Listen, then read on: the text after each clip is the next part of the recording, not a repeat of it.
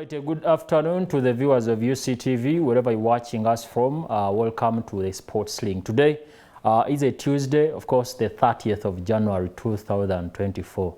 We're just one day to the end of the first month of this calendar year 2024. But of course, in sports, most of the things are also just resuming, although most of the other things, of course, are climaxing. For example, like we were talking about yesterday, the NBL season kicked off just over the weekend. We had so many games that, of course, that were able to kick off.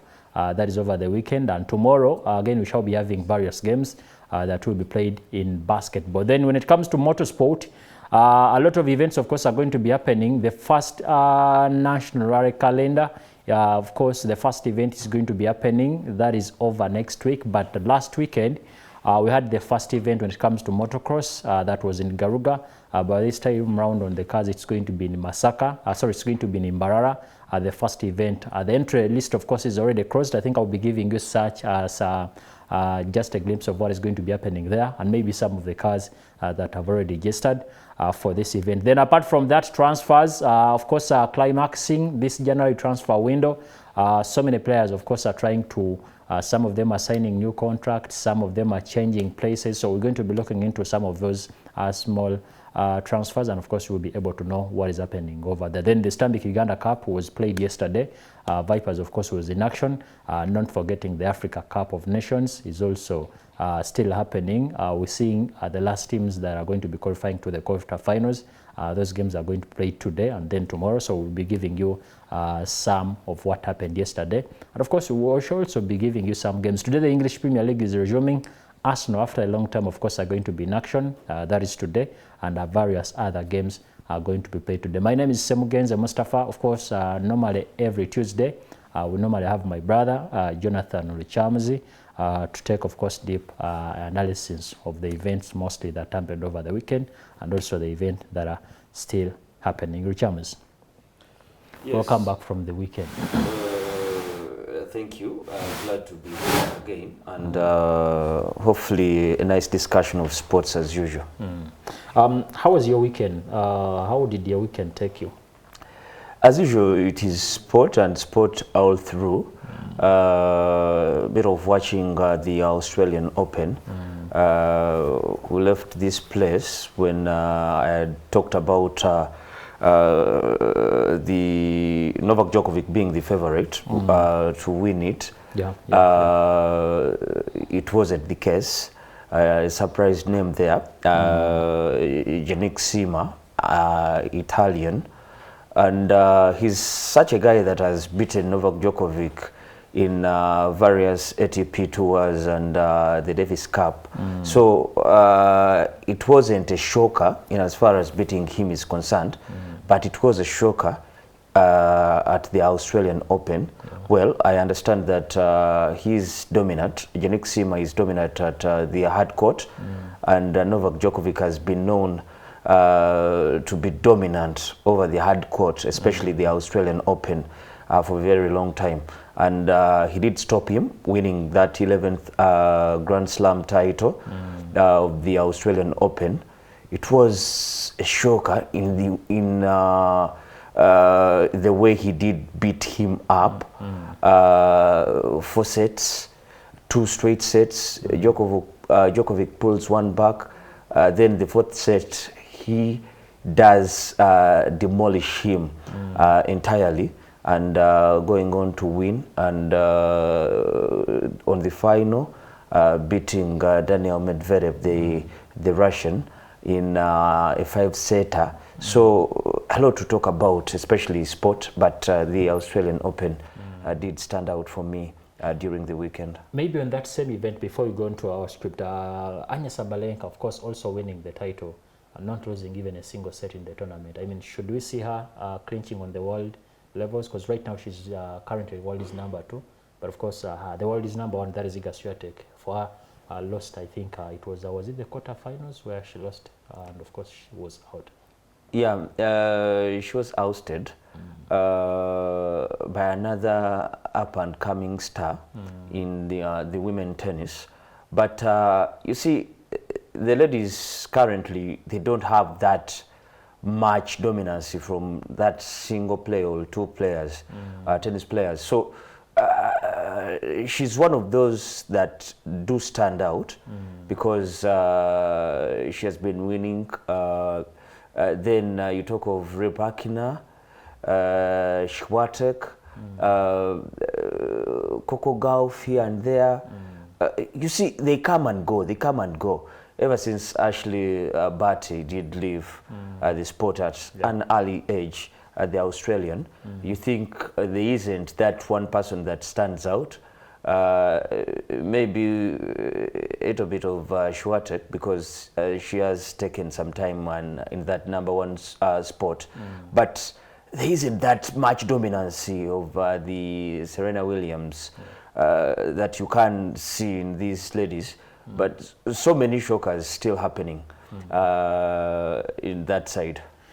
All right, that is tennis. Of course, it happened over the weekend. We're just giving a glimpse of what happened over that side. This tournament, of course, happened for almost the whole of January. That's when it started, but it climaxed over the weekend on Sunday. So that's what happened over that side. Maybe to add a little bit on that, you think on the men's side, we're seeing an era ending because the way they beat up on Djokovic tells us that there is a new generation, and the stars of that generation are most likely going to be Jannik Sinner and Carlos Alcaraz, who lost at the quarterfinal stage against Alexander Zverev. So you think those two can give us what if they can put in more extra effort, because Carlos Alcaraz can dominate the French Open or the clay courts, and then you talk of Jannik Sinner on the hard court. You see them, you feel that there is that much talent in them that can lead to another generational dominance between those two. So end of an era, maybe it is starting now. And if Djokovic realizes that there is someone that can beat up on him at any time, any day, twice on Sunday, then maybe he can also call it a day. Well, of course, that's happened over that side. But of course, coming back local here, like I've been telling you, over next weekend, we're going to be having the first event when it comes to motor rallying, of course, in Uganda. The national calendar is going to be starting off in Mbarara. Over the weekend, like I've been telling you, had the meet and grill.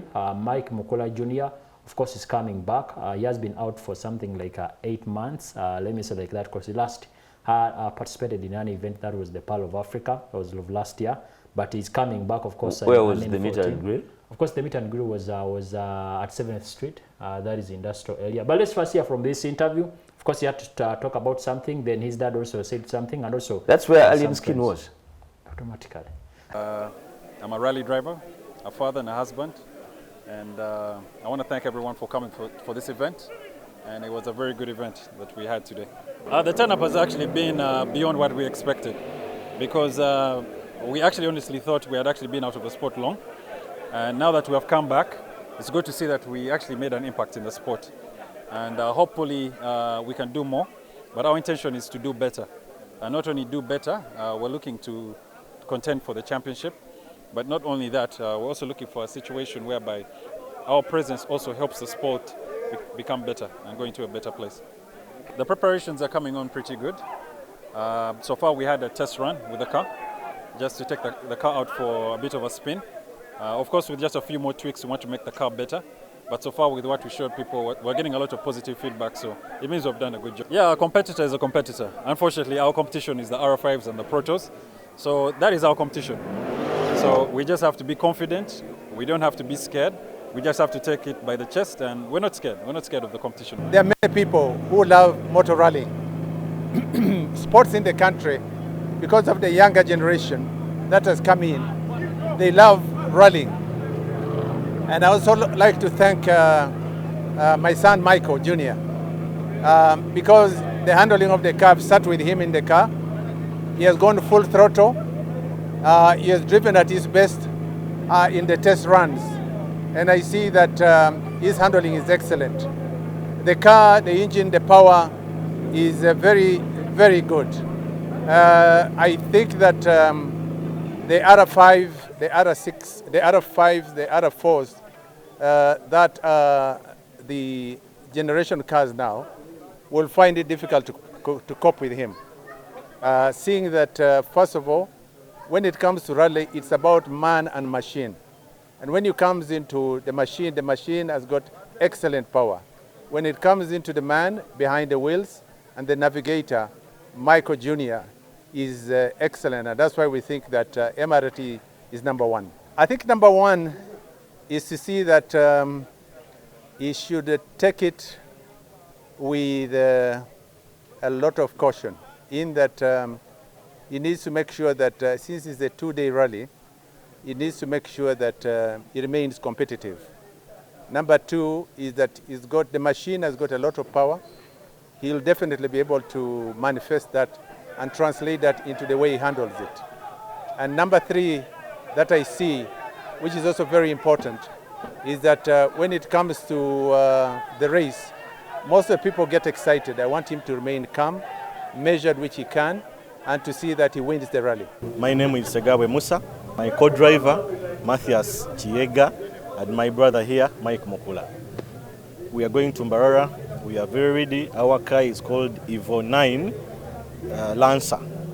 We got prepared last week. We got a Kenyan mechanic who came and redid the car, rebuilt the car. We put new parts, we put new turbo, everything is new. We've tested it. The boost is too much.